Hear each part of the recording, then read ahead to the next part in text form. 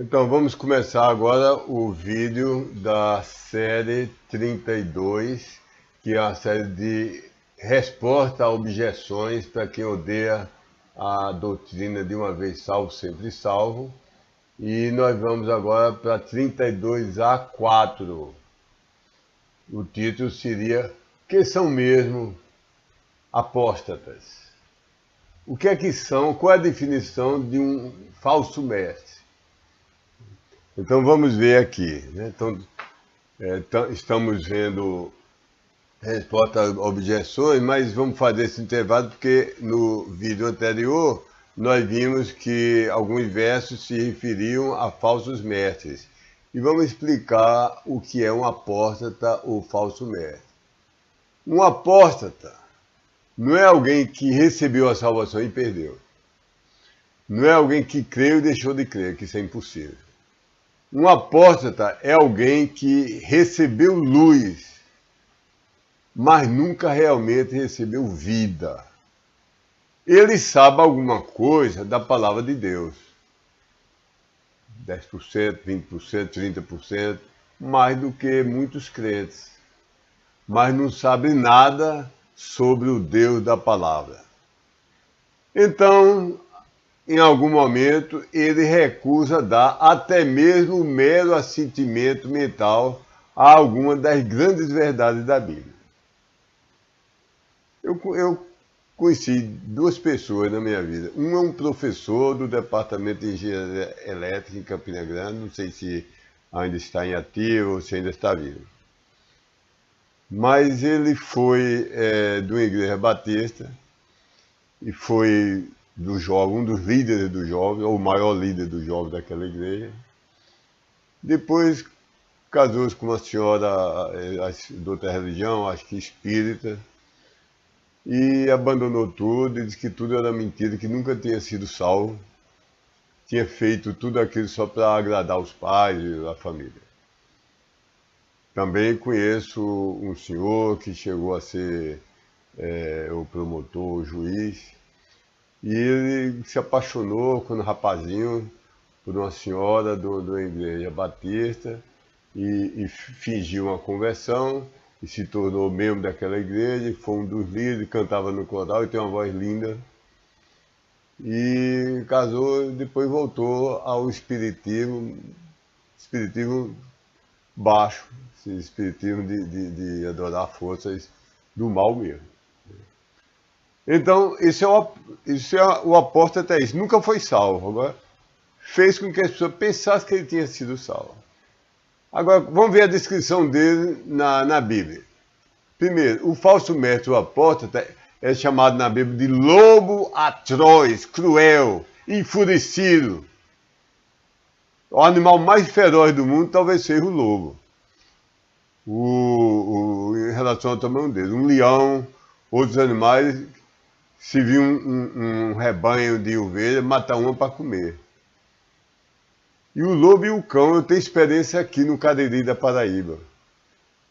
Um cachorro solto à noite pode matar 5, 10, 20 ovelhas só para beber o sangue. Eu fui muito amigo de um senhor fazendeiro, chamava José Pastora, e ninguém criava cachorro solto.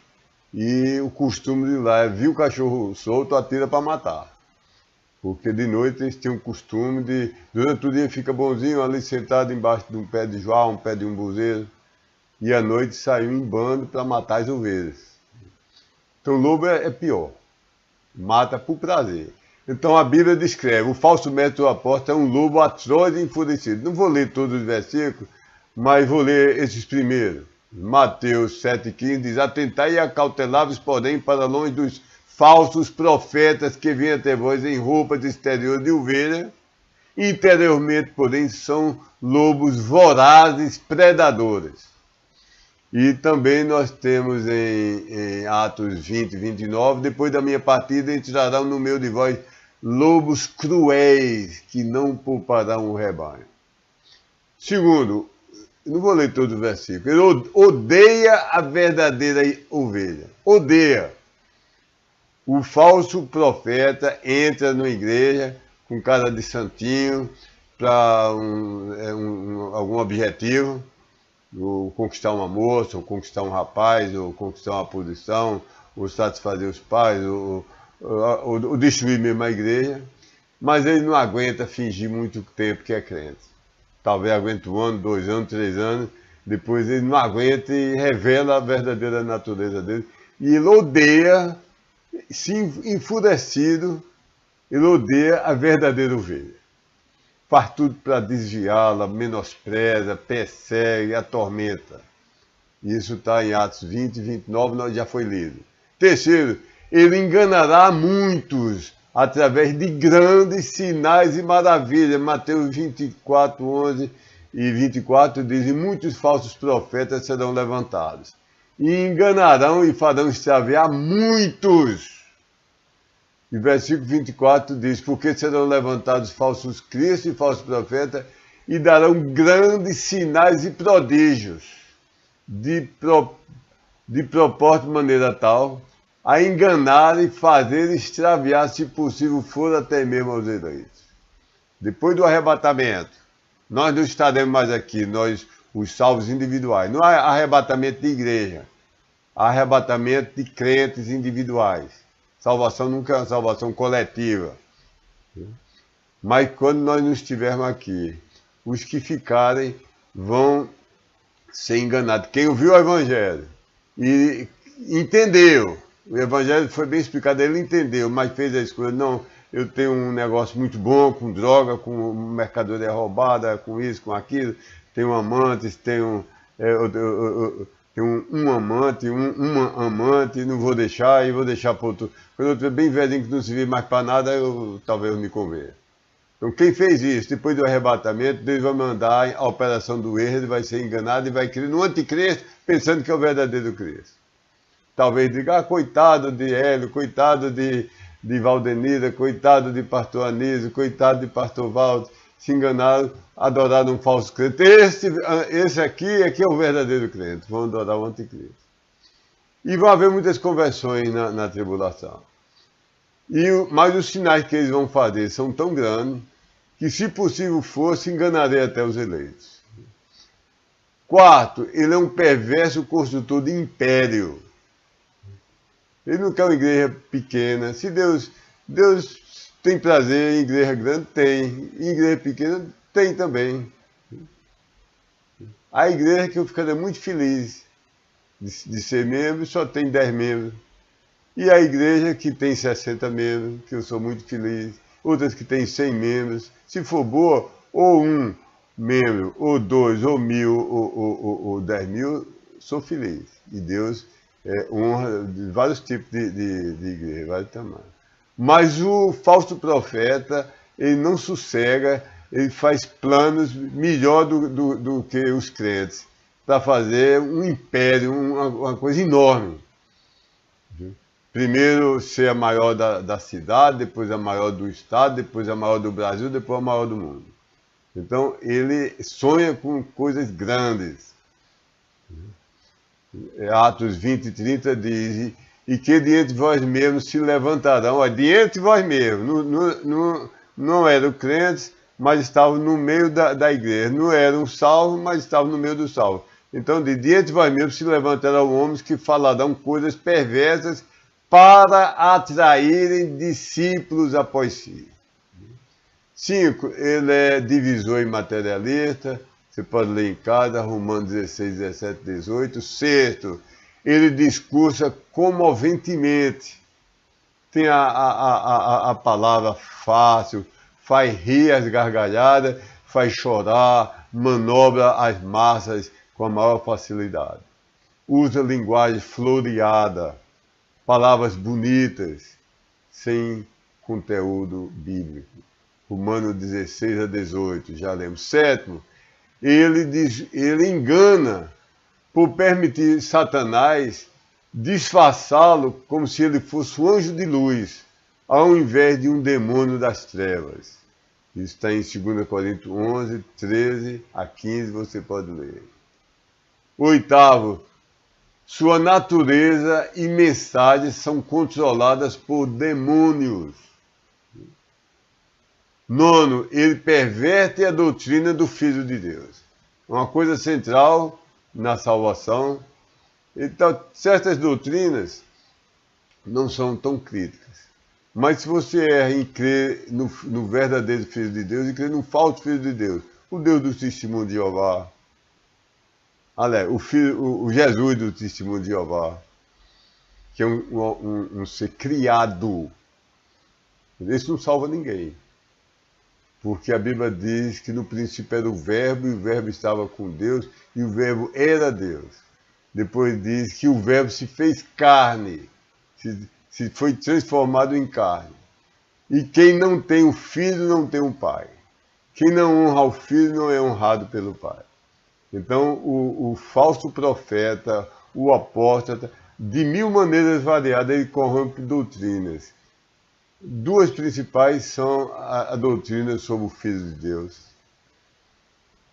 Eu conheci gente que diz que Cristo foi um ectoplasma, foi uma fumaça, não foi real.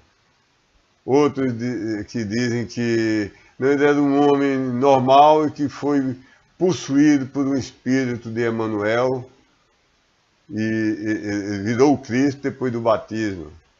E tem dezenas de doutrinas que levam ao inferno, porque se você crê no Filho de Deus errado, no conceito errado, você não tem salvação. Esse eu vou ler. 2 Pedro 2,1 diz: introduzirão encobertamente heresias de perdição e negarão o Senhor que os resgatou. Negar não é dizer que não existiu somente, não. Mas é Cristo dizer uma coisa e dizer, bom, não é bem assim, não. Isso foi naquele tempo. Assim também desse outro jeito também dá certo. Então eles negarão as palavras do Senhor que os resgatou. Isso é só comentário. A Bíblia diz, negarão o Senhor que os resgatou. Eu estou dizendo, negarão significa negar as palavras. Né? Negarão o Senhor que os resgatou, trazendo sobre si mesmos repentina perdição. E 1 João 7 diz, porque já muitos enganadores entraram para o mundo, os quais não estão falando em tudo concordemente com Jesus Cristo. O crente tem que falar em tudo de modo harmônico e concorde e obediente ao que Jesus ensinou. Se Jesus dissesse que esse meu dedo é de ferro, eu cria.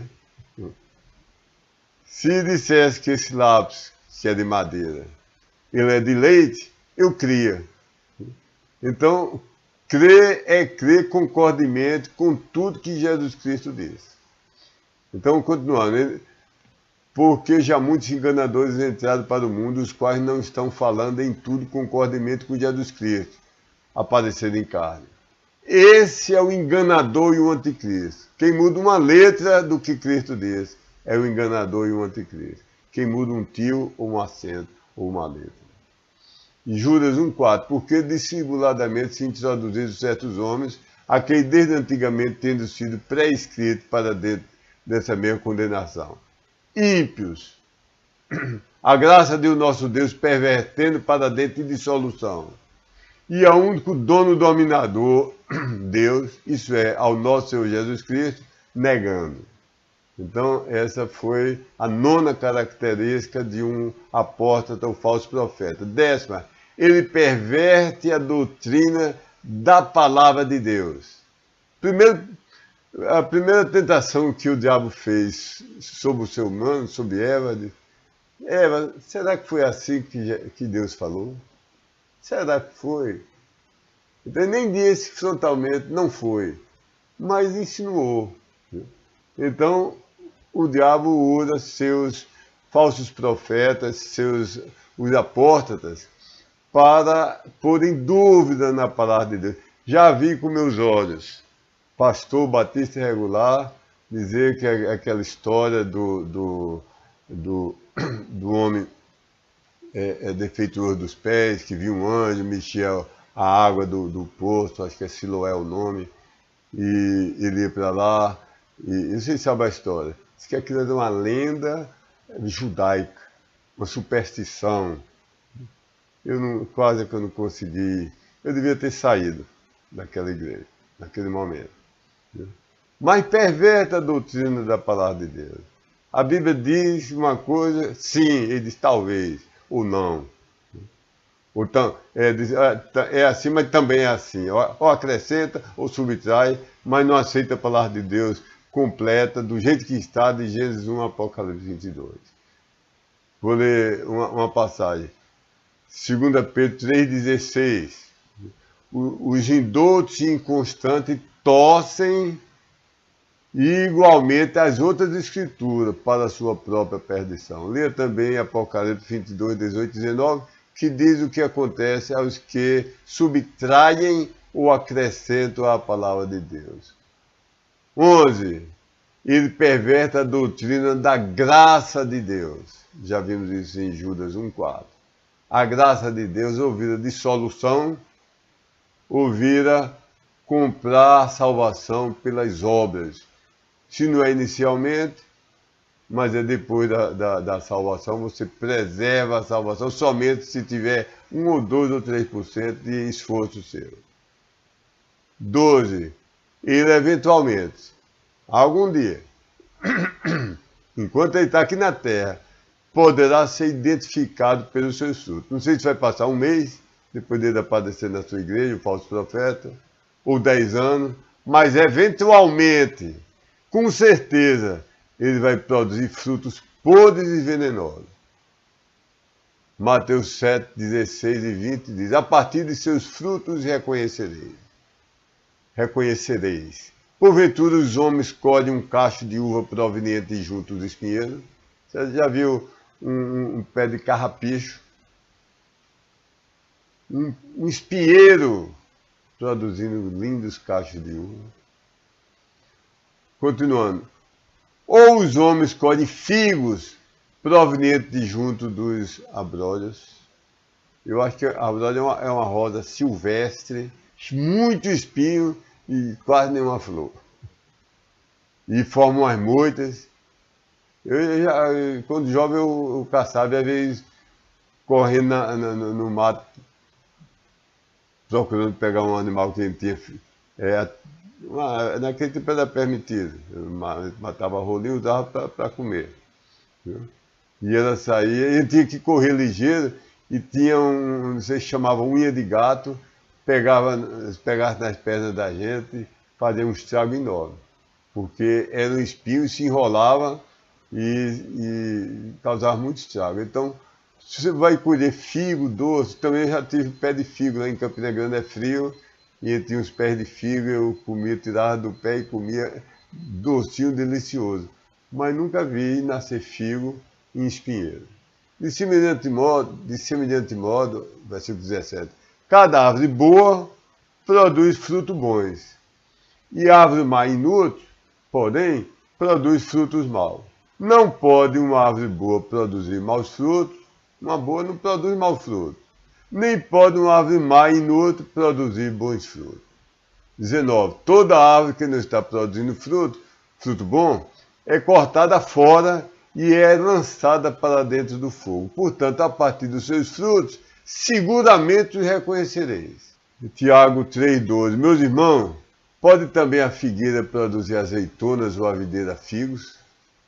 Assim tampouco pode uma fonte dar água salgada e doce.